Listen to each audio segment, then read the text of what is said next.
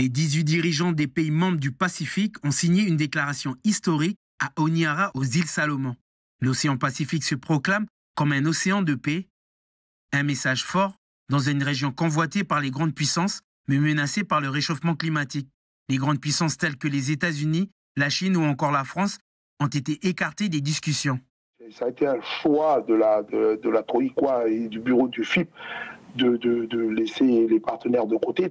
Et donc mercredi, l'ensemble des pays du Pacifique, on a renouvelé cette déclaration-là pour rappeler aux yeux du monde que le Pacifique doit rester un océan de paix.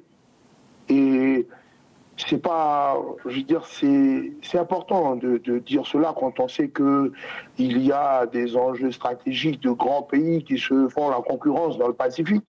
Peu importe les éléments de relation que les uns et les autres ont avec les grandes puissances, il faut préserver un océan de paix pour nos gens dans le Pacifique. Cette déclaration s'inscrit dans la stratégie 2050 pour le continent bleu et se veut un rempart contre toute militarisation du Pacifique. Quand on marche, gauche-droite. Ok, c'est bon? Bon, allez, c'est parti pour nous. Profitez du paysage. En avant pour 1 heure de marche dans le village de Poya.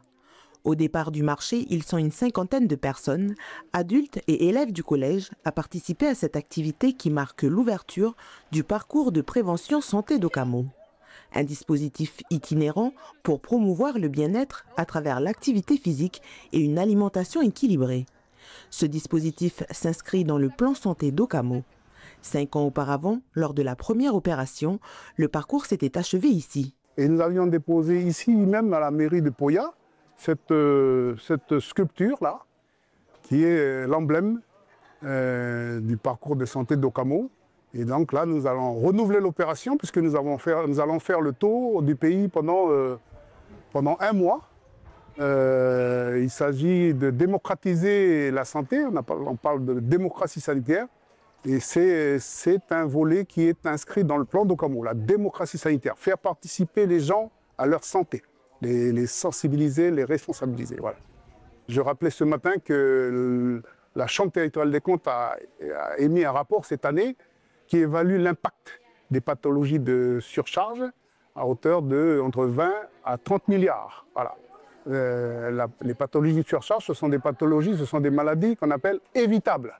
Selon le dernier baromètre santé, 66% de la population calédonienne est en surcharge pondérale.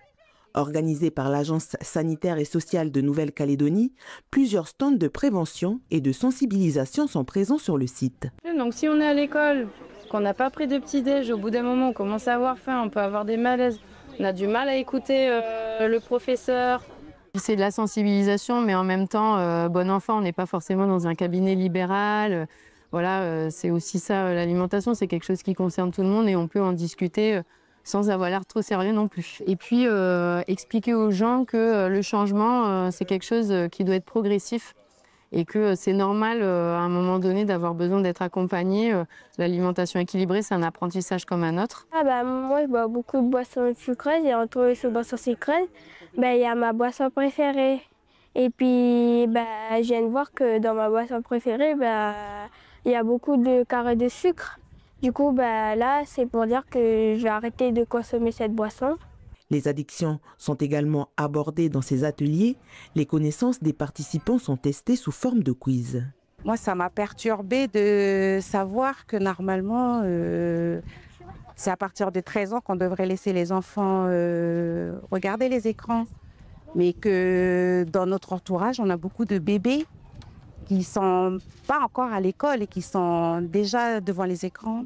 Cette tournée pour éveiller les consciences au niveau santé se poursuivra sur 15 étapes dans les 3 provinces et s'achèvera le 11 octobre au hall de Ducos.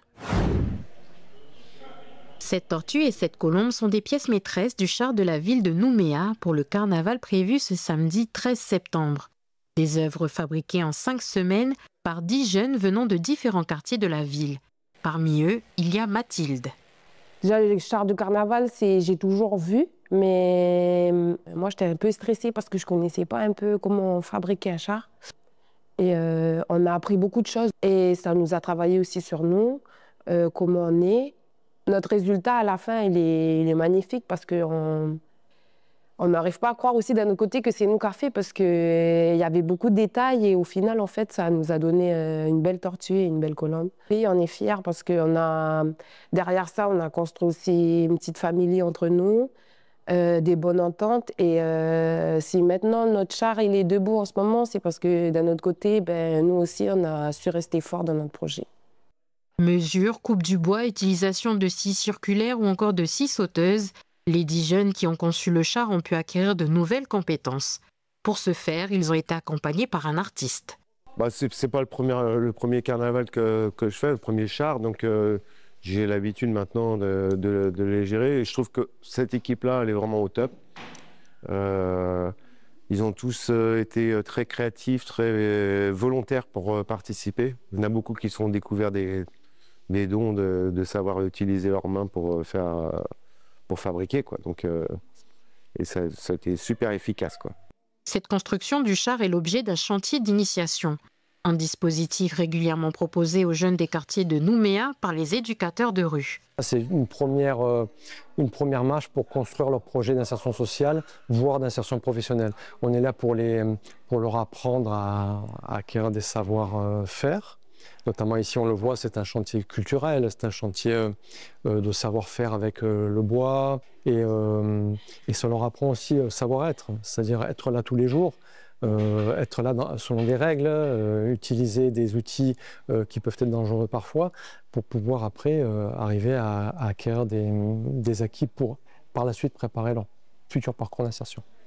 Le char sera visible demain soir à partir de 18 h à Sainte-Marie.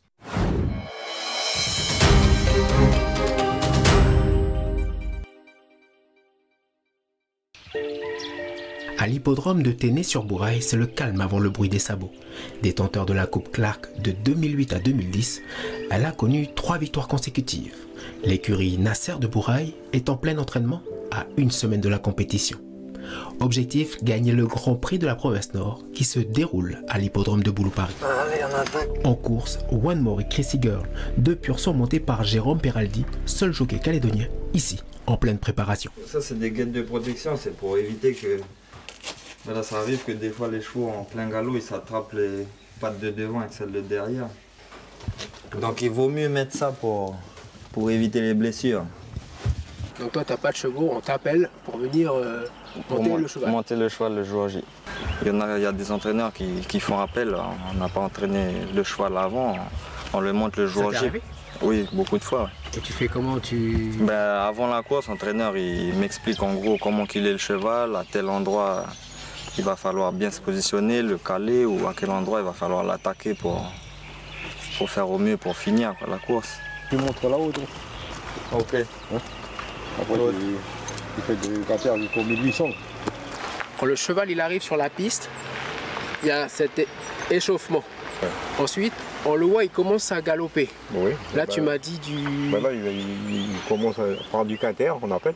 Le quinter? Le quinter, il fait un petit peu de quinter, après il prend de la demi. Par exemple, si c'est 2000 mètres de demi, il fait 2000 mètres de demi, quoi. Entre le 3 quarts et le quinter. Voilà, le 3 quarts, c'est le demi, c'est entre la grande vitesse, ok, le cheval, et le quinter. Ouais. On va dire, il galope tranquille. Voilà, au milieu, quoi. Le bruit n'est plus pareil. Non, c'est 3 quarts. Ça, il a augmenté la vitesse. Il a augmenté la vitesse. Ouais, comment tu l'as rencontré, Jérôme? Jérôme, c'est vraiment quelqu'un qui va beaucoup en progression. Et puis c'est quelqu'un qui n'a pas peur, qui monte vraiment bien. Il voit tout de suite où il faut se placer, il voit où il rentre. Il n'a pas peur. Enfin, moi je suis vieux maintenant, mais je pense qu'il a un grand avenir devant lui. Là. Hein, Jérôme? C'est bon? C'était impeccable, elle m'a fait les bras tout le long. Elle a tiré. J'ai fait l'entraînement qui m'a été demandé, elle a été volontaire tout le long. Toujours bien sur le mort et elle n'a pas montré de signe de faiblesse ou qu'elle ramollissait ou quoi que ce soit, elle a été bien tout le long. Et il faut que tu arrives aussi premier. Bah oui, c'est encore toujours pour gagner, hein. on fait le nécessaire pour gagner. Ça y est, nous y sommes. Pendant que le comité hippique du Nord ouvre la journée avec le protocole d'accueil des officiels, Jérôme se dirige vers la pesée. Avec un poids officiel qui est ici, qui a été désigné par ce qu'on appelle les handicapeurs à la Fédération des courses. Et il faut qu'il corresponde au poids officiel pour pouvoir partir en course après. 62 kilos sur One More. 62 kilos. Okay. Ah, là, il va en falloir. T'as des poches. Tu mets des poids, des plans. Tu mets des poids. C'est des plans, voilà. Ah, c'est des poids. Des petites plaques de plans.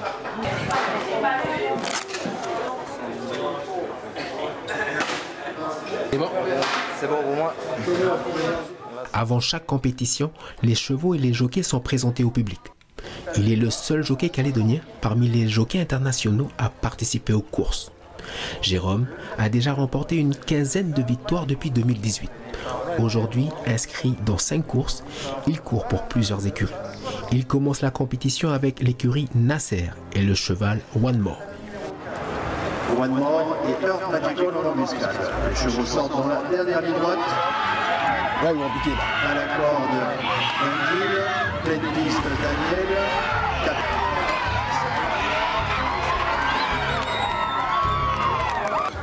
Deuxième, bien couru quand même. C'était presque. Deuxième. Deuxième. Elle a fait une belle course, ce vieux. One More. Jérôme a réussi à se classer dans le top 3 à 2 reprises. Mais pour l'une d'entre elles, il a rencontré un petit souci de poids.